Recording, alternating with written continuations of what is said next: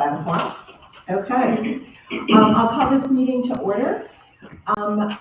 We'll start with the Pledge of Allegiance. Please rise. I pledge allegiance to the flag of the United States of America and to the republic for which it stands, one nation, under God, indivisible, with liberty and justice for all.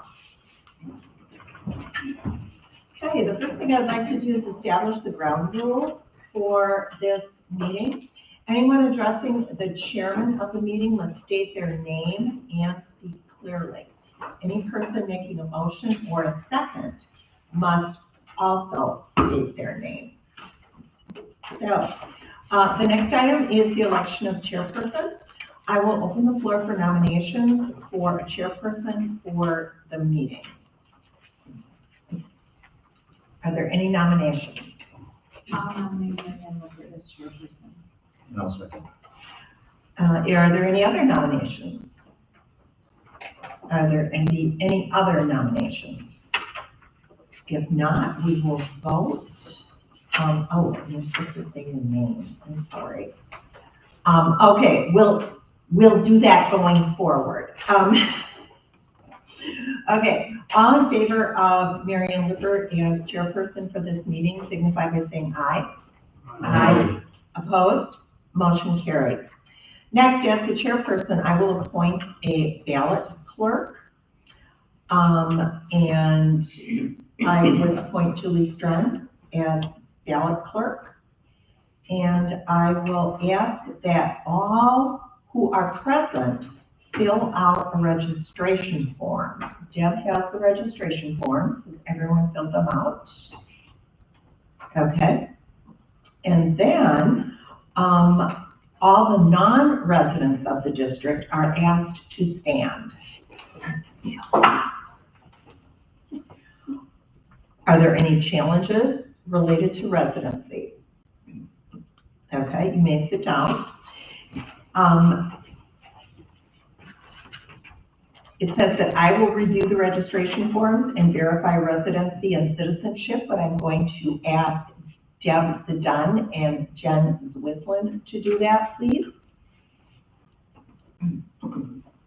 Do you see any discrepancies or any? No. Okay. All good. Sounds good. Item number 4, we're going to have the reading of the minutes of the last annual meeting. We do not need a motion to approve the minutes. And I can also ask for a motion and a second and a vote to dispense the reading of the minutes.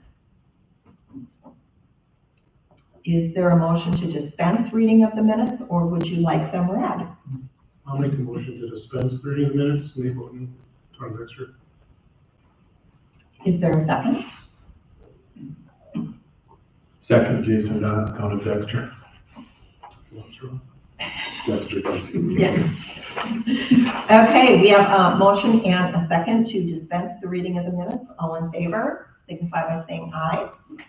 Aye. Opposed? Motion carried. Item 5 is the treasurer's report.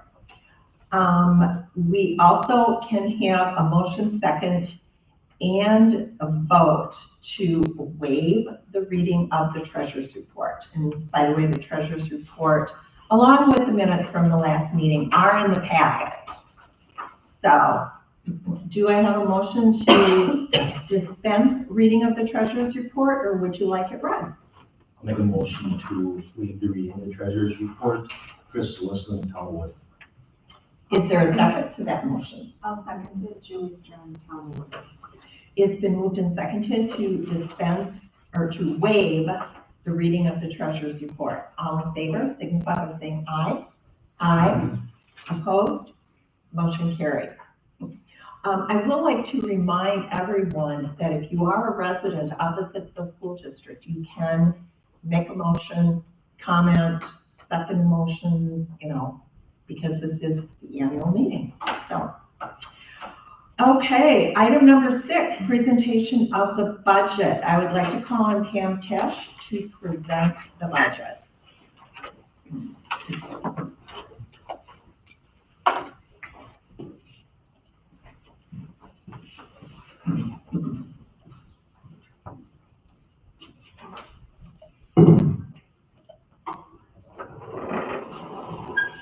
And what page is this on? Yeah, We'll start on page 7.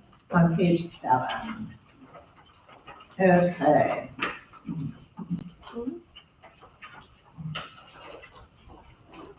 So I'm not going to obviously read the entire thing to everybody, but I'm just going to hit some highlights. The Wisconsin Uniform Financial Accounting Requirements is a set of account codes that was established decades ago by the state of Wisconsin so that all school districts would, all public school districts would report everything the same way. They have strict rules and guidelines of what to go under what code. It's just easier way, especially now that we're comparing data, like, historically, you know, that we can compare apples to apples better across school districts. So that link, on the live document is a live document if you want to go read the thousands and thousands of codes there are. Fund accounting in a school district is, you'll hear me talk about all various different funds, and each fund is considered its own entity and technically has its own financial statements, income statement, and balance sheet. There are 9 funds in public school finance, where the general fund, special projects fund, debt service fund, capital project fund, food service fund, custodial pupil fund, fiduciary fund, community service fund, and package and cooperative program fund. Our district uses 7 of the 9. The 2 we do not use is custodial pupil activity fund and the package cooperative program fund. Basis of accounting is typically the same across the board for all school districts, modified accrual accounting. And the document that you're going to have presented to you today in the full booklet that Mary Ann held up a little bit ago has got our audited results for fiscal year 2023-24, our unaudited results for fiscal year 24-25 through May 30th of 2025, and the proposed budget for fiscal year 2025-26, and all the details, so those 2 folders right there, all the details of the budget can be viewed in the district office by contacting Mr. Knott. Okay, next page please. So the documents that you'll see, numeric documents that you see inside the board packet is what is by statute required to be published. It's difficult to compare a May 30 year because we're missing an entire month of data to a budget for 25-26. What I've done this year is a supplemental piece. So on this document, the first 2 columns are still our audited 23-24 and our document for 5/30/25. I've added this column for revised budget for 2024-25 because those are the numbers I'm going to compare our 25-26 budget to. So it makes more sense instead of seeing, you know, you're looking at this number right here. Well, of course, it's going to be a huge increase because no money's been received yet for open enrolled in, that kind of thing. So it's a better apple-to-apple comparative. Last year I presented it that way, but I didn't provide this document, and I just thought this would be a little bit more clear. So we're going to kind of jump between the packet Mary Ann showed you and supplemental piece.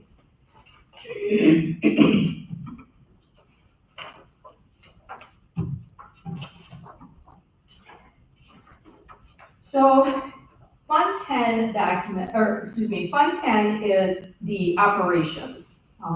That'll be, if I talk about general fund, that's Fund 10. That's majority of the accounts need to run through there. Our district does not run separate checking accounts for every fund. All of the checking accounts go through like inter-fund activity accounts. But I'm now going to go through each of the lines. I'll do a section and then I'll ask if there's questions. Oops, take my glasses off my head and I can't find them. So again, we'll be working off of this document right now for the numbers. So when I prepared our fiscal year 25-26 budget, all grants are starting without a carryover. Carryovers for fiscal year 24-25 are not anticipated. Fiscal year 25-26 grant awards have not been made public as of May 31st, and as of today, they're not either. I used a 10% reduction on our Title 1A, Title 2A, flow-through and preschool grants based upon a recommendation from the federal attorney presentation that was presented at a Wadsville Federal Funding Conference in February of 25. Do you have those assumptions here somewhere, or are they on the second page? What I'm telling you right now? Yeah. No, that's not my narrative. Okay. Sorry.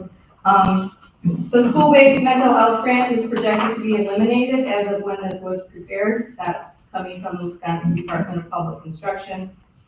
The REAP grant is in jeopardy, but the latest news is that the application was out, so I have budgeted the grant amount of $52,125, but all the expenses are on general fund. I did put the expenses to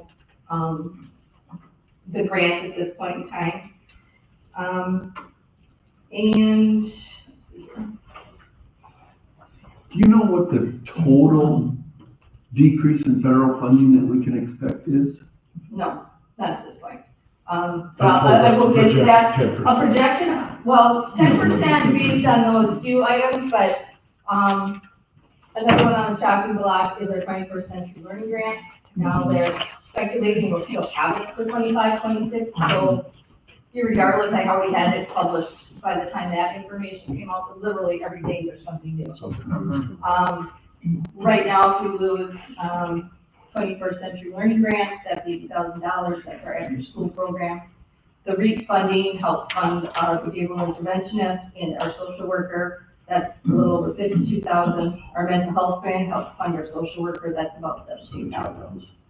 So that's right now, plus then all the other titles in the flow through and preschool at a 10% discount.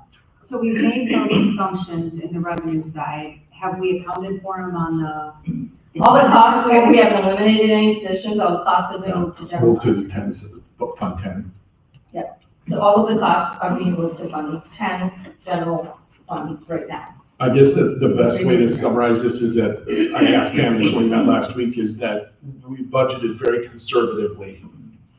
Like, I don't know if I could call it a worst case scenario, but very conservatively as far as anticipating we wouldn't get any funds from those three areas, and the costs were just moved to the Fund 10 side. So if those funds, any funds come through, We will definitely, hopefully, know more by our October revision. So, like, you know, I had to have this published, you know, so it was May 30th, but literally the very next day, information was changing. So it's a point in time, our best guess at that point in time, and each individual branch, I'll kind of go through it in my narrative as we go through. 100% at this point in time? I just feel like typically point in time would be like, okay, so this is what we know, and then this is what we would do based on what we know. I mean, hopefully that isn't what happens and it all gets changed, but typically you wouldn't budget expenditures if you weren't budgeting the revenue. No, the expenditures, so for the REAP grant, because everything was done and, the application literally came out the morning of the publication, I put the grant funds in there. Okay. The revenue, but the expenses are all there. So if we get the money, that'll just free up, you know, it's just like a shift from this pot, it's still all general fund money. in the after-school program, we already made the decision, From if grant that fund to is grant. cut, we're gonna have to look at charging fees or scrapping the program for next year. That wouldn't involve any staffing. Right, but you included that funding. Well, because it came out after the Correct. publication, so yeah, So it so would there's make 80% sense. revenue, or 80,000 revenue, 80,000 cost for the after-school program right now, in the program, in revenue. But right now, what we're looking at is a decrease of 40-some and 17-some in revenue, but no decrease in cost. At this point, correct. Okay, thanks. Yes, so I will get to the numbers, the exact numbers. I have only budgeted and removed the mental health grant at this point in time, which is just under $17,000 for revenue. And those $17,000 of cost have been moved to general fund. Just all the other grant revenues are in there, the costs are in there, so we haven't eliminated any staffing because of the loss in funding. Got it, but the only funding decrease that you've taken out is the 17,000. Correct. We know of. Correct. Okay, thanks. That's for sure, you know, like, I mean, that's locked in. Okay, so we're gonna look at, ending fund balance right now. So for our projected numbers right now for June 30, 2025, our ending fund balance is projected to be approximately 15% of our 25-26 expenses. And the June 30, 2026 ending fund balance for Fund 10 is expected to be 17.62% of our 26-27 expenses based on the expenses we were anticipating in our prior projections. As you recall, the board policy is 20%. That's what we're working toward getting, you know, to that point in time. The transfer in dollar amount will be decreasing $225, and this is due to the fact that there's going to be no Fund 27 indirect transfer this year to Fund 10. Our local sources will be increasing $156,520 due to a levy increase in Fund 10 of $167,048, athletic admission decrease of approximately $1,000, an interest income decrease of approximately $12,450, gifts and donations, an increase of about $5,000. Our instrument rental and Chromebook fines decrease $850, and other miscellaneous deductions of $1,200. Our interdistrict payment, this is our open enrolled in. We're going to have a slight increase, and this is just, their numbers are not out yet for what we're going to get for 25-26. This is strictly an estimate based on the numbers of open enrolled in and out applications, but that will increase $5,555. Intermediate sources of revenue. This will decrease $474 due to a $500 decrease in the MST, the Mid-State Technical Institute Youth Apprenticeship Grant, and a $26 increase in our Carl Perkins grant.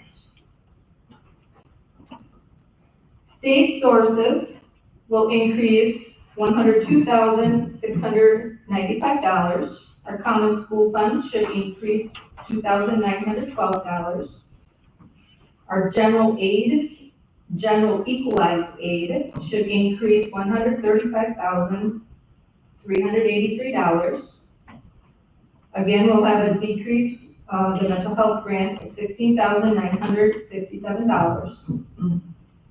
A decrease of $6,044 in the CT incentive grant. Now this is the number of kids that go through the program, and right now there's so many kids statewide that are going through the program that the dollar amounts are going down. It's not that the kids getting certified are going down, it's the dollar amount is a set sum over the whole. Yeah, so it just gets split over all the students, so the more students, the less there is. Our educator effectiveness grant is increasing $656. Our AGR grant, or STAGE, a lot of people remember it, is decreasing $12,524. Increase in sparsity aid of $8,400. Decrease in per pupil categorical aid of $10,883. And other miscellaneous increases in state revenue of $1,752. Federal sources are looking at a decrease of $87,924. The decrease in the flow-through school-wide grant of $42,950. That is a grant that we can share between Fund 10 and Fund 27, so we're just transferring less to Fund 10 and keeping more in Fund 27 for this coming year. Decrease in Title IIA this is the 10% decrease, $1,193. Decrease in Title 1A, $9,369. Again, that's a 10% decrease. Decrease to Medicaid, $36,500. This is partly due to a reduction in our admin costs went down. That's just a small portion of it, then the rest is just federal aid decrease. Increase in our REAP grant of $2,087. So again, I did mention we budgeted the full revenue. The expenses are there, they're just not under the grant itself, they're under the general fund costs right now. Our Title II-B, which is our 21st Century Learning Grant, is $80,000 for revenues and expenses. So even if that would be, the funding would be completely eliminated and don't want to have to, but we would have to staff the program, it's still a net zero cost to the district as far as financial costs. It doesn't weigh the soft costs, obviously. Other sources of revenue would increase $11,041. This is an increase in our workers' comp insurance dividend of $9,941 and an increase in miscellaneous revenues of $1,100. So altogether, our total revenues are increasing $187,188 or 1.92%. And so our revenues here are, $9,954,799, and our referendum projection was $9,937,173. So for 25-26, we're projecting about $17,600 more in revenue than what we had projected in our referendum. Any questions on revenue at this point? Okay. So then we'll go on to the expenditure side of it. So in the instruction section, we're going to have a decrease of $23,611. This includes increase in our CPE auto mechanic supplies and non-capital equipment of $11,467, a decrease in salaries, wages, and benefits of $43,432, an increase in supplies, and that's across the board, supplies and instruction of $8,354. Okay, what, if you could, what fund are you talking about? The instructional fund? Instructional function. Got it. Instruction, yep. Got it. Okay. For support services, so this is like all the overhead, we'll be increasing $164,666. So we'll have an increase in salaries and wages and benefits of $73,516. Now, of that, there's some ups and downs. So there's $12,945 decrease due to the REAP and the mental health grant being, so we moved it off of the 200,000 function and moved it to the 100,000 function. So that was a shift there. Library media, salaries, wages, benefits will be going up $45,365. Our after-school program will be going up $17,254, and this was a shift of so like we're increasing the programming part of it, and we've been able to decrease some of the busing part of it. So it's just sort of a shift of money. It's still $80,000 total. It's just kind of a shifting of money for that program. Our post-retirement benefits are a net increase of $32,200, where we have a decrease in custodial of $12,705, and there's an increase net of everybody else of about $4,300. So that's all that's in salaries and wages. Can I ask one question? Sure. The increase for library, is that an FTE? No. No, but it's a situation where we had a more senior person coming in and a less senior person going out, and single versus family, and so it's just a change in that aspect to it. Thanks. So additional impacts for that increase in support services, we have referendum increases for furniture furnishing of $10,000. The referendum also had repairs, maintenance, and non-capital improvements of $30,000. Our bus transportation daily cost will increase $22,546. Our parents' contract transportation increased $880. Field trips are increasing $4,773. Bus fuel is set to decrease $10,000. Utilities are increasing $15,100.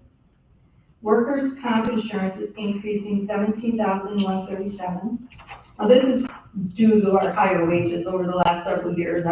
Our rates are going up. It's not due to accidents. It's because our wages have gone up that our averages are getting higher. Our mod rate has not changed. No, our mod rate is still like 0.7 to the worst, 0.75 is low. Great. And then just other miscellaneous increases of $714. So our non-program transactions are increasing $78,905. So our inter-fund transfers are increasing $4,286. So Fund 10 to Fund 27 is decreasing $12,964. Fund 10 to Fund 38 is increasing, Fund 38 is increasing $1,961. And Fund 10 to Fund 50 will be increasing $15,289. Our VA tuition is increasing $3,600. Our college credit programs, our Start College Now, our early college credit program, and our summer credit program are increasing $1,734. Our open enrolled out is increasing $66,329. Our private school vouchers are increasing $2,720. And again, both the open enrolled out is, like I said, the numbers aren't out yet. We're just going based off of the applications and prior year number. And private school vouchers are just a small inflationary increase. We will not have that number until October 15th. Our peer review mentor grant transfer to our school that we are facilitating with will increase $236. So total expenditures are increasing $219,960 or 2.31%. So our referendum, so here we have $9.74 million in expenses. The referendum projected $9.66 million. So we're about $79,000 over our projected in our referendum. Our budget surplus is anticipated to be $211,604. And our referendum surplus was projected at $273,189. So we're not too far off.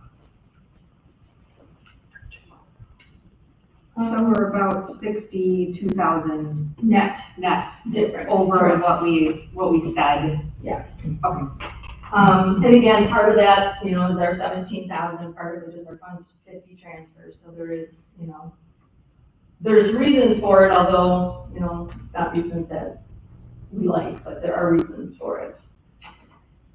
Any questions then on the Fund 10 or any additional questions on Fund 10? Okay. So back to the booklet. The Fund 21 and Fund 27 are both in special projects. So Fund 21 are the clubs, are the grants. So example, we have a teacher that gets the full grant, that money goes into a fund account within Fund 21, and then they can spend it down based on the requirements of that grant. There's a lot of grants that have specific requirements. The best way for us to track them is to put them into Fund 21. They get spent according to what's allowed. The manager of that is typically the person who was awarded that grant, that scholarship, that whatever you want to call, whatever the situation is. Plus, then all of our clubs are in there. So our SCLA, FCCLA, Ski Club, all of that is in there. It's just a way for them to think of it as Fund 21 has its own set of books, and then every club inside of that has its own set of records. Fund 27 is our special education fund. Now that cannot have, that always has to be zero. It can't have a deficit or a surplus at the end of the year. And as you know, historically, Fund 10 funds heavily, Fund 27.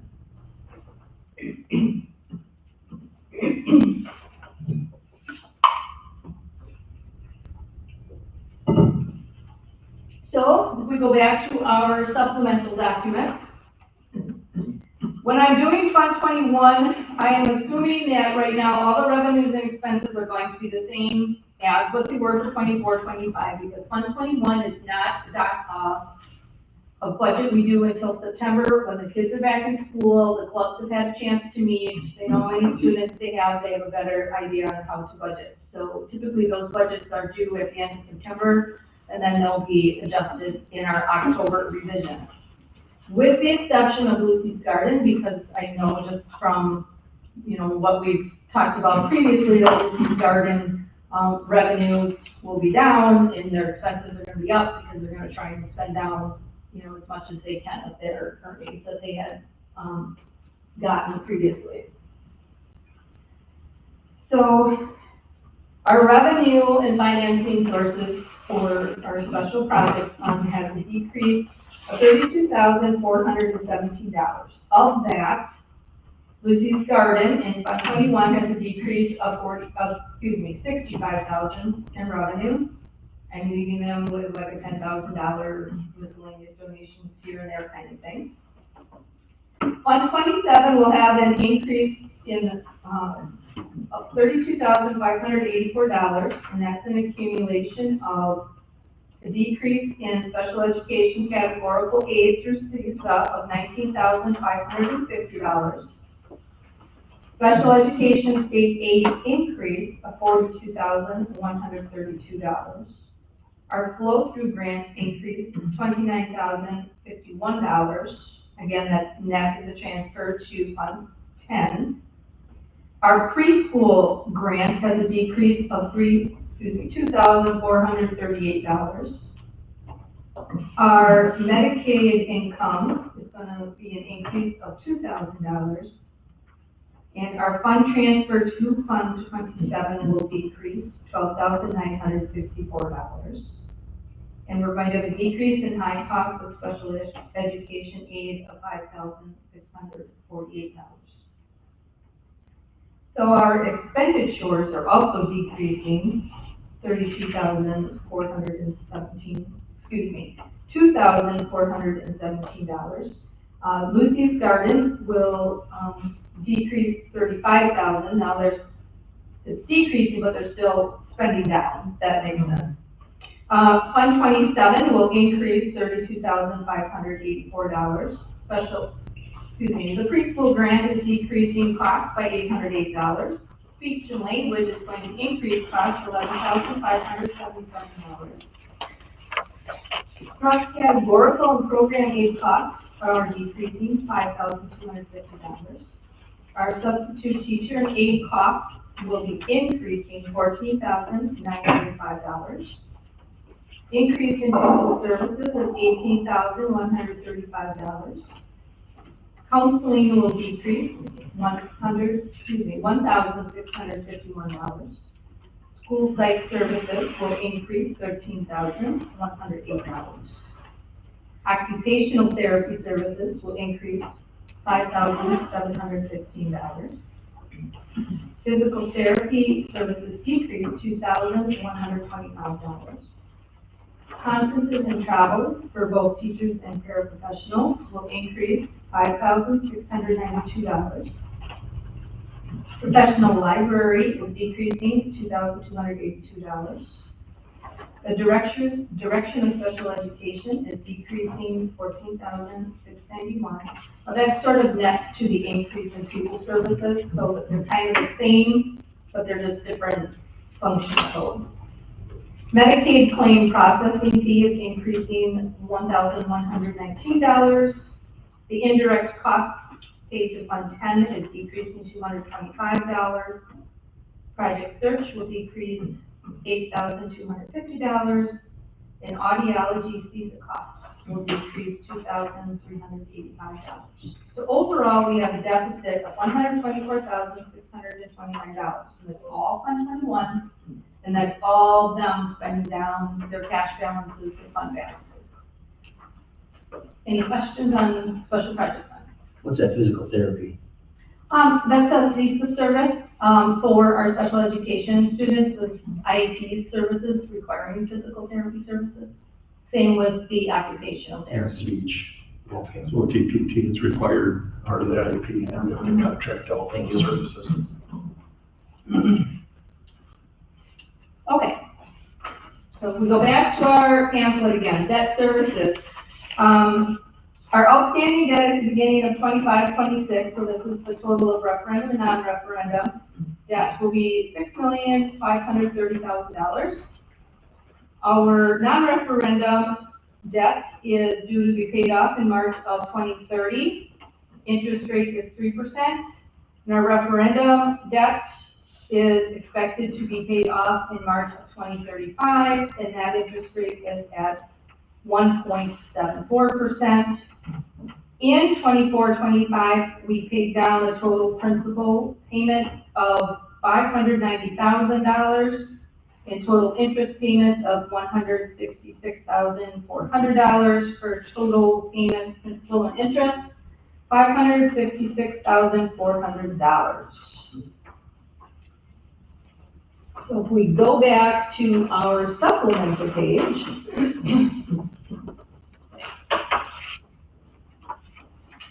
there's not a whole lot of difference on these.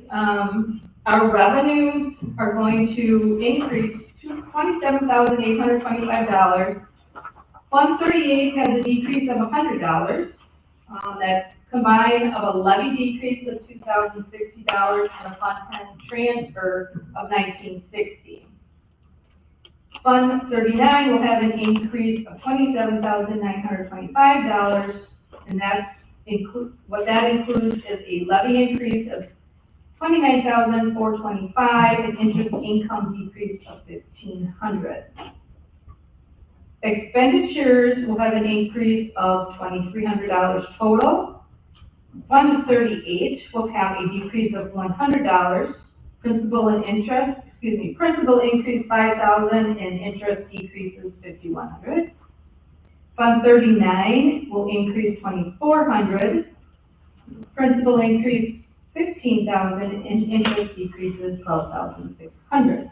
So we'll have a total deficit in Fund 38 and 39 combined of $5,955, with Fund 38 having a $70 surplus and Fund 39 having a deficit of $6,025, and that's coming from its fund balance. So the additional levy that you mentioned in there, was that expected as a part of that, those referendums? Correct. Did they ramp up? So that's the expected? It is the expected amount, and last year we spent down like $20-some thousand of fund balance versus levying the full amount. Last year we only levied $520,000 because of levied like $540-some thousand. So this year we're levying the full amount. So the capital projects, Because this year we had fund balance that could cover the rest of it? correct, and next year we project we'll need the full amount. there's additional cash as well, which I'll get to in a second, how we got additional cash in Fund 39. Okay. Yep. So in the booklet, which is, it's actually the last page of your supplemental, the booklet's much bigger and it's the same thing that's in the supplemental. This is, the guaranteed savings through our energy efficiency project. So this is just the accumulation of all of that information.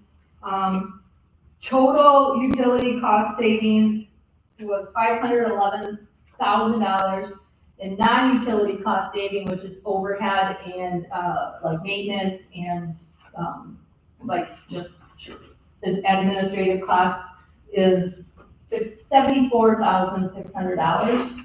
And this is a requirement of two, so this will be a running document through 2030 that needs to be presented.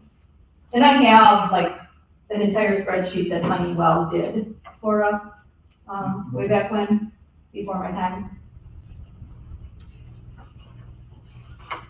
So since we're still on this, then the Fund 46 and Fund 49. So Fund 46 is the long-term capital project fund, and Fund 49 is other capital project fund, which is where our referendum for this facility, and the roofing and stuff has been put into. So we've closed Fund 49 finally, and the rules for that is any income left in there has to go into Fund 39. So the income primarily that was left sitting in there was our focus on energy credits. So I just moved, and you probably saw, like, I can't even remember how many months ago it was, we just moved cash out of Fund 49 over to Fund 39. So that is sitting there as well. We go back to our supplemental for capital project funds. The only thing we see here is there's a decrease of interest income of $3,800, and that is due to the cash decrease, obviously, because now we're not earning interest on the money I moved over to Fund 39. That interest will be earned over there. And just that the rates have decreased for interest income. So that's all the changes there. Are there any questions on the capital project fund? Is that in like a money market? Yeah. CD? Yes, it's a money market. What Right now. interest rate are we getting? 1.92. We could do much better than Yeah, probably. that. Like substantially. I mean, it's not at 4.2 anymore, but it's high 3s. Mm-hmm. So just something to, been sitting at 4.2 for a long time. In CDs? CDs or money market. Okay. I'm looking at that. Food service fund. So a food service fund cannot have a deficit, it can have a surplus. A little history on that is that we've been running a very large fund balance prior to the 23-24 rate. And DPI forced us to spend it down. We could not keep more in our fund balance than 1 month worth of cost. So that's why these are negative, because we did some much needed upgrades to equipment, some furnishings and such, to get, that money spent down for the requirements. That coupled with decrease in federal aid and state aid has caused 24-25 to decrease beyond. We now have a deficit. So the $125,000 shown in the revised budget will be presented in a regular meeting coming up as an amendment or a revision. So the difference between these two numbers, so revenue will be decreasing $83,616. Program fees should increase $2,705. Federal aid is decreasing $101,610. Our fund and transfer will increase $15,289. Our expenditures will increase $41,384. This is an increase in salaries, wages, and benefits of $26,602. Purchase services will decrease $3,439. Supplies and food will increase $20,701, and other costs will decrease $2,480. Now, our food and supply costs, we're going to be decreasing them, but know that food costs are still going up. So what we're going to between us and the director of food service, we're going to try and maybe not pick the highest end of chicken nuggets now, and we're gonna be the second option with chicken nuggets, that kind of thing, to try to start bringing the food costs down without jeopardizing the quality of the meal, because you jeopardize the quality of the meal, then if you and there's a very fine line. Next month I'll be coming to you with, my suggestions for increasing in, or potential increases in food cost, the food meal pricing. So I have one question. The 536, 376, 30 that you have for the budget of revenue, you have equal budget revenue and expenditure. Yeah. Have you told us yet what's in that revenue? Is that revenue any additional levying, or is that just? You can't levy, no, you cannot levy, but what we have to do is 110 has to pay. So is that a Transfer. transfer? Is that any transfer of 110, or is that? Yeah, so the revenue? 110 transfer will increase $15,289. So there will be approximately $140,000 of increase. Now, this deficit is showing here, again, it's a point in time, but if that is a deficit, we will need to transfer more money yet for 24, 25, because that has to be a 0 or greater. But what you've expected in that transfer is also showing up at the top in the total numbers. Up in the revenue? No, You mean? up in the top general fund. Yes, I put it up there already, correct. Okay, so even with the fact that we're having to subsidize that, we're still only $62,000 off. Short, That's correct. and that is correct, Julie. Okay. Yeah, yeah. I mean, this is really hurting my head, I'm just saying. Yeah, I've never had to think so hard in my entire life. Welcome to my work. But I'm glad I'm trying. Okay, so we're gonna hop back to the booklet. Fund 72 fiduciary funds, we're not required to do any budget for that, they don't want to see a budget for that. This is where our scholarship money goes in and out of. Our Fund 80 is our community service fund. Again, these activities are all activities that have a primary function of serving the community somehow. The school board may establish and select fees to cover all or part of the cost of such programs and services as well. And we do a combination of fees and levies at this point. So if we go back to the supplemental document.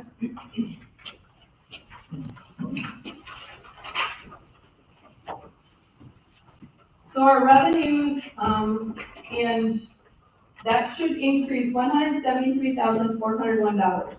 So the fitness center, is part of Fund 80, as well as our Pittsville Travel Care Center. So the fitness center will increase $5,233. All of that will be additional levy. $5,000 of that is deficit I'm anticipating for 24, 25, and then the rest would all be just additional to cover the current year costs. Child care will increase $168,168. The levy decrease of $17,554, but included in that is a prior year deficit. So for 24, 25, we're looking at a deficit right now of $130,938. And then a levy for the current cost is the difference. So our child care fees are increasing $198,922. Now, the assumptions for that is the 22% rate increase. We are fully staffed, we're at full capacity, and there's only 15 days off. That's it. So, Best case scenario. 15 days off besides the 22 days you already have written into the handbook you're having us approve tonight? 15 days total. I don't know what, I haven't seen the handbook, so I can't answer that question. If him look at like 23 or. There's 22 days in the handbook that were off, but they're in the handbook, like, it would give parents no, oh my gosh. Okay, That I was not aware of, I have not seen the handbook. Wasn't aware that did not get transferred to the handbook. It was an update. it was the update, it was the red update, yellow update. We'll be back to that the next meeting. Never mind, Yeah, carry on, okay. Next meeting. Then our Wisconsin grant decrease, so we have been getting the child care account stabilization grant, so that started way back when COVID money was out. They gave money, the federal government gave money to the state for child care. Federal money stopped when the COVID money stopped, so the state kept going for the last 2 years. As of June 2025, that's gone. So all that subsidy money is gone for us. So that'll be a decrease of $11,700 for us. Other miscellaneous revenue is decreasing $500, and fundraising revenue is decreasing $1,000. Expenses will increase $145,913. The fitness center will increase $580 due to an increase in salaries, wages, and benefits. Child care will increase $145,333, which is salaries, wages, and benefits. This is fully staffing. $139,940. Supplies, non-capital equipment, food will increase $5,393. So that'll leave us with a surplus of $135,938.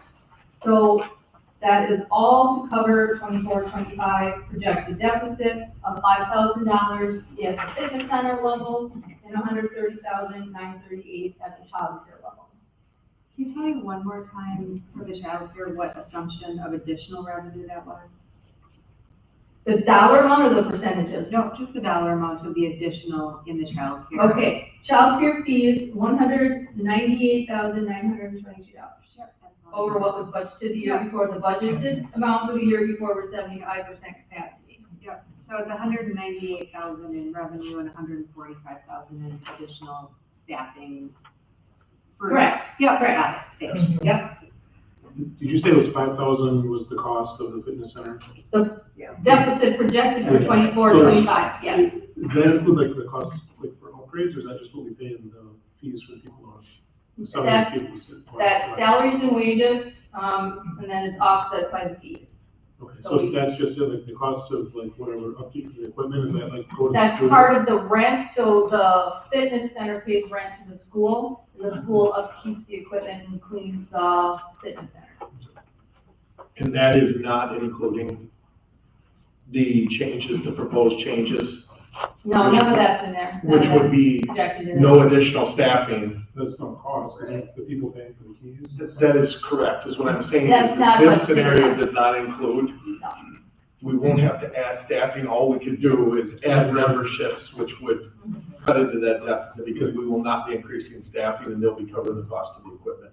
That's kind of taking a little bit of a backseat to other budgetary stuff, but the plan is, when we roll that out, that's a win-win, because Yeah. all we can do is help.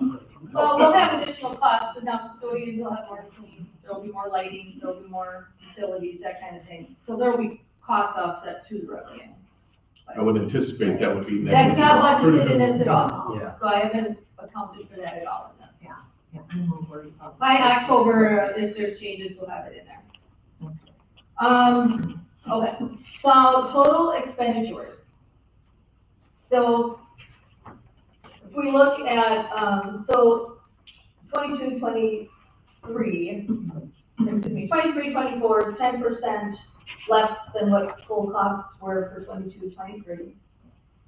This is as of May, we're down in costs, but again, we've got 6 teacher payrolls not recorded, 2 admin, 2 hourly, so there's a lot not recorded here. Our revised budget for 24-25, I've got no percent in there because I mean, it's slightly higher than this, but I didn't put a percent in there.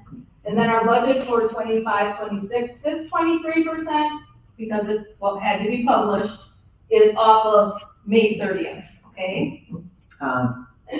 If we look at the increase from 2024's budget to 25-26 budget, it's a 3.84% increase. So a lot of, so if we remember correctly, it was approved 2.9% CPI adjustment and $500 for all full-time staff, supplemental prorated for non-full-time staff. And I budgeted 3% increase on all, utilities and such. So that's about in line with that as far as expenses go. So that's pretty much explains all of that. So the proposed tax levy, so now if you want to see it in bigger writing, you can just ask the, booklet, because these are the exact same thing. So, our proposed tax levy for 25-26 is going to be 3.9% more than 24-25. Our private school vouchers, and again, we don't have the exact dollar amount, it's just an inflationary adjustment, $149,609. So of Fund 10, 3.96 million, 3.78% is funding private school vouchers. So that's in our max revenue limit. Then we pay that off, and we have to levy our taxpayers to cover that cost. So none of that money comes to us. It's just, it's in and out.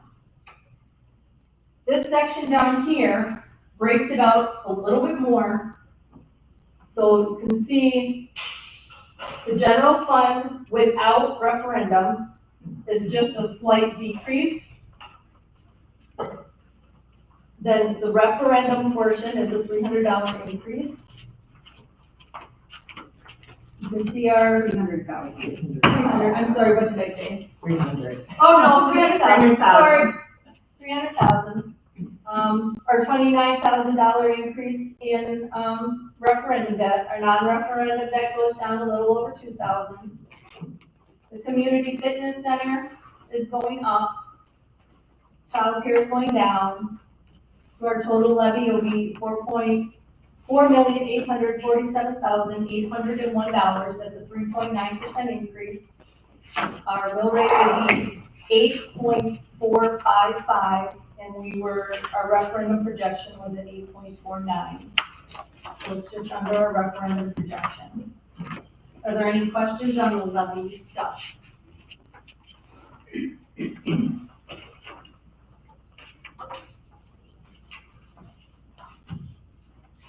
Okay, I'm gonna go back to the booklet, please.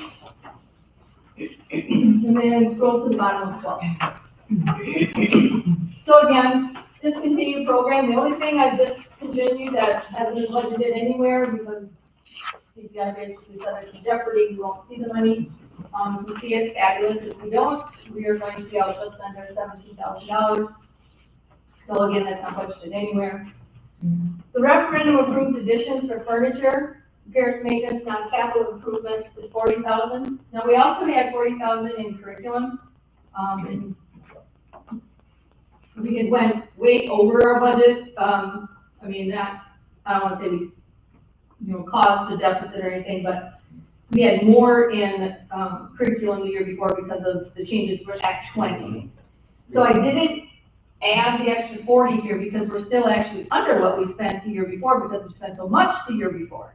That kind of makes sense. We still have over $40,000 spent, but it's still less than what we did spend the year before. And if I may add, we applied for the reimbursement. I filled that application out a month ago to the state, as you may remember.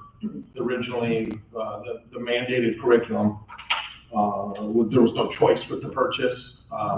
But the state had indicated there could be up to 50% reimbursement cost. We submitted the materials for that a month ago. But we are planning for nothing. I mean, I could plan on that at all. It isn't in these projections. If we were to, if we see anything, it probably won't be before June 26th.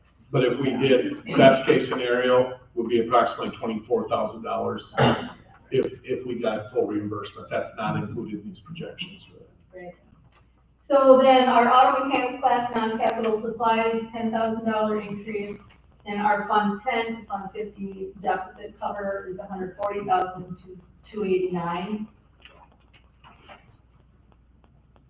Any questions on that? Okay. All right, go to page 13, please. I don't know who's running it, Jen. Jen is on it, Jen. Don't have eyes in the back of my head. Okay. So again, I'm not going to read through all this. I'm just going to hit the main points.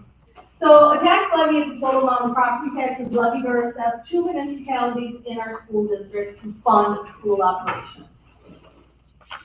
Equalized value is the fair market value of all properties within a school district as determined by the Wisconsin Department of Revenue. It'll come out in October, the certified amount. This is not something the municipality sets, it's not something the school district sets, the state sets that for us. So the school district distributes all the certified or approved tax levy among the municipalities, and we have 14. According to the proportionate amount of equalized value each municipality has in comparison to the total equalized value. So imagine Town of Wood goes way up, Town of Dexter goes way down one year, and then it flip-flops the other year. So you can't even say 1 year is the exact same as the next is for all of the 14 municipalities. They continually fluctuate every single year. Within that, then, each municipality treasurer distributes the levy among the various residents based on the assessed value of the property within the municipality. One thing we discovered this last year is some municipalities are at 60% assessed of equalized value, some are at 80%. So, again, it all depends on the municipality how that gets settled among each person. So therefore, the actual tax assessed by each municipality will rarely be the district's true mill rate. Again, October is the certified equalized value. It's something that's available right on the state of Wisconsin Department of Revenue's website. You can look at it for every school municipality. And ours should be out there. They're typically out there in shortly before October 15th, they'll be out there and be published. So to calculate a mill rate, you take the levy that is set by the school board, and you divide it by the total equalized value of the property district. So right now, these are proposed amounts. We will not have our final tax levy until end of October, and at which time we would also have our certified equalized value. So you divide the levy by the equalized value to get your rate. So the district's proposed tax levy right now is $4,847,801 to fund our 25-26 budget. Our estimated equalized value right now, based on trends, how much it's going to grow from last year to the 25-26 year, is $573,347,638. So when you divide all of that out, you get 8.455. We know this is not going to be the final levy. We know this is not probably going to be the final mill rate. We know everything is, there's going to be a lot of changes yet by October. The board has to set it on or before November 1st. So there has been times that we are right up to the wire at getting that done just because of the way the state budget comes out. Due to the effects of the federal government's numerous and rapid changes in funding information, there are numerous unknowns in the federal and state budget forecast at this time. Pittsville School District budget is created based on what is in the federal and state budget as of May 30th, 2025. So there are a lot of what ifs, and we can't predict them all, unfortunately. We're running late on the scheduled time for the meeting, so I would like to ask if people have any questions on page 14, the graphics related to the distribution of funds.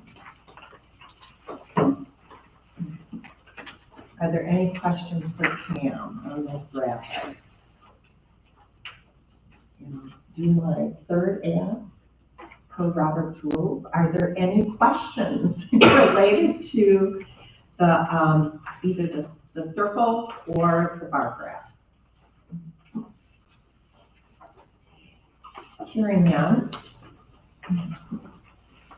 Thank you, Pam.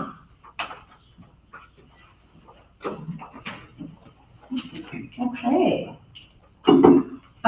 So we have a number of resolutions that have to be adopted, 5, I believe. Item number 8 on our agenda is Resolution A, adopt the proposed tax levy for school year 25-26. Like to ask for a motion to approve or deny the school district authority to levy a total tax of $4,847,000 and 801. Marianne, I can say that right. I have a comment on that. Yes. So my only comment would be, due to the fact that the mill rate is still staying within what is a part of the referendum, I'm okay with this. But if that changes, I would ask in the October that we would address the $62,000 that we're going the wrong way. Now, again, if the mill rate stays under and we all flush out, I'm totally okay with that. But, so I'm okay approving just preliminary, but I would ask that consideration would be looked at for our final if, when everything gets put together, our mill rate goes over what we told taxpayers. Right, we cannot go over. Correct. So, okay. Thank you. Would anyone like to make a motion for resolution 8? Okay, Mary Ann Lippert, Town of Wood. I move to approve the school district the authority to levy a total tax of $4,847,801 to fund the 25-26 budget. I'll second Nate Bolton, Town Dexter. It's been moved and seconded to authorize the levy. Is there any other discussion about that? Then I would call for a vote. And again, all residents can vote. All in favor of the motion signify by saying aye. Aye. Opposed? Motion carried. Agenda item number 9 is resolution B. Authorize the option to purchase real property by the school district. I will ask for a motion, second, and vote to approve or deny the option to purchase real property by the school district during the coming school year.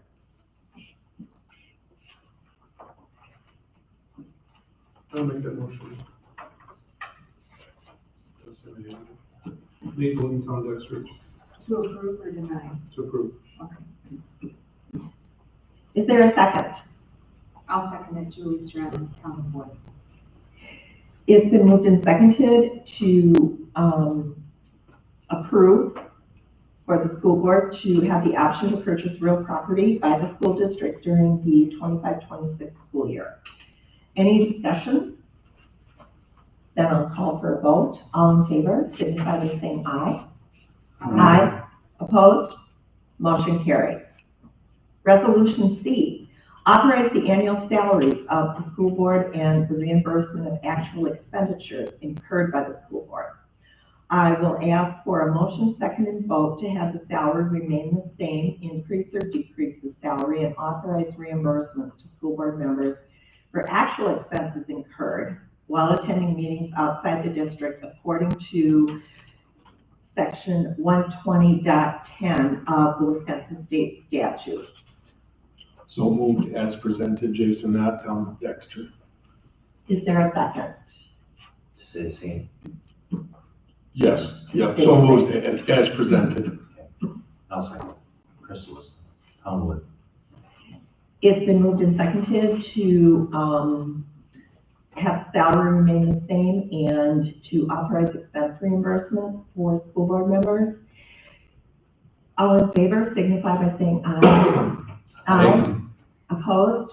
Motion carried. Resolution D, direct and provide for prosecution or defense of any legal action or proceedings in which the school district is interested according to Wisconsin State Statute 120.10. I'm asking for a motion, second, and a vote to approve or deny the authorization of the school district to defend us.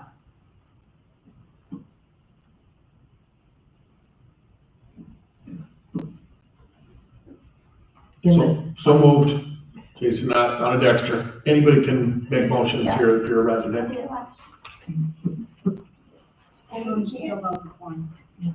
Correct. Thank you. Okay, has it been seconded? I'll second it, Julie Strand, Town of Wood. Okay, thank you. Any discussion? Then I'll call for a vote on the motion to approve the authorization of the school district to direct and provide for prosecution and defense of legal actions according to Wisconsin Statute 120.10 for the coming school year. All in favor? Aye. Opposed? Motion carried. Resolution E is to authorize the continuation of student accident insurance. I will call on Pam to present the student accident insurance.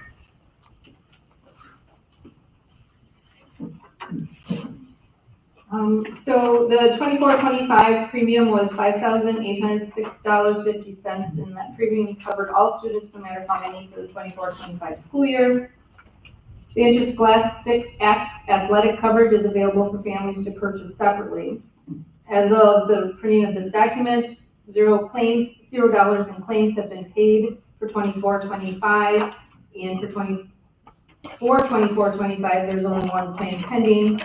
25-26 premium is staying the same per person. Our number of persons have gone down, so our premium will be $5,649, and again, that is to cover all students, no matter how many, for the 25-26 school year, and the Pittsville Child Care Center is covered in this premium. Thank you, Pam. I'll make a motion to approve continuation of student accident insurance at an annual cost of $5,649 for the 2025-2026 school year. Crystal Listman, Tom. Is there a second? Jason Knott, Tom Dexter. It's been moved and seconded to authorize the continuation of student accident insurance. All in favor, signify by saying aye. Aye. Opposed? Motion carried. In order to adjourn, we need a motion, a second, and a vote. So, anyone wanna, be bold? Anyone from the audience? I motion to adjourn the meeting, Danielle, if you can answer. Is there a second? I'll second. April and Tom Dexter. I used to work. Okay, all in favor of adjournment, signify by saying aye. Aye. Opposed? The annual meeting is adjourned.